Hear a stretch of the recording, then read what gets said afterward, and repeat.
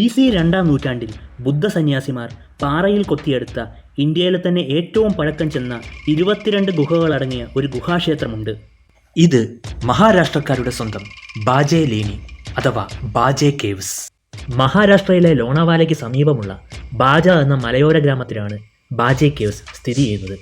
ബുദ്ധമതത്തിലെ ഹീനയാന വിഭാഗത്തിൻ്റെ പ്രധാന പ്രാർത്ഥനാ വിഹാര കേന്ദ്രമായിരുന്നു ബാജെ ഗുഹകൾ.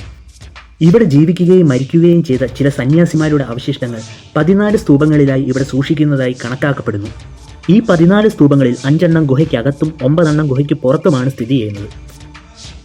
അവസാനത്തെ ഗുഹയ്ക്ക് സമീപം അതിമനോഹരമായ ഒരു വെള്ളച്ചാട്ടമുണ്ട്. കൂടാതെ ബാജെ കേവ്സിലേക്ക് കയറുന്ന വഴി ഇരട്ടക്കോട്ടകളായ ലോഹ്ഗഡിൻ്റെയും വിസാപൂരിൻ്റെയും കാഴ്ചകളും നമുക്ക് കാണാവുന്നതാണ്. ആർക്കിയോളജിക്കൽ സർവേ ഓഫ് ഇന്ത്യ സംരക്ഷിച്ചു പോരുന്ന ഈ ഗുഹാക്ഷേത്രം അജന്ത, എല്ലോറ, എലിഫൻ്റ തുടങ്ങിയ ഗുഹകളുടെ പോപ്പുലാരിറ്റി കാരണം അണ്ടർ റേറ്റഡ് ആയിപ്പോയ ഒരു ദേശീയ സ്മാരകമാണ്.